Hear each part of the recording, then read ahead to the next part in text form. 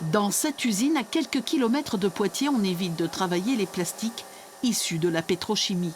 Les matériaux sont 100% biosourcés et la matière idéale, c'est une graine venue d'Inde. On part de la graine de ricin et cette graine de ricin est transformée par différentes étapes pour qu'on arrive à ce polymère ici. Et ce polymère, ensuite, est renforcé par des charges minérales et végétales. Donc on va avoir soit de la craie avec du bois, on peut avoir de l'huître avec du roseau.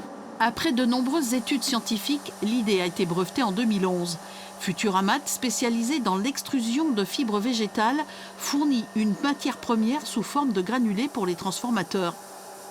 Le rilsan, la matière première, elle exige une haute température, la matière végétale plutôt une basse température. Donc notre métier, c'est de combiner ces deux ingrédients et de faire en sorte qu'on ait un produit qualitatif à la fin. Avec ces matières, Greenfib fabrique des lunettes, des stylos, des flacons, des matériaux pour le BTP, agrémentés de 24 coloris. Luc Ménétry est opticien. Il y a 15 ans, par le biais de missions humanitaires au Sénégal, il s'est posé la question du recyclage des montures. J'ai créé un projet dans l'idée de faire des montures de lunettes vertueuses de l'environnement sur lesquelles on pouvait les recycler. C'est-à-dire qu'on partait en fait déjà d'une matière qui était 100% biosourcée, sans concurrence avec l'alimentation humaine ou animale, donc en préservant les ressources alimentaires.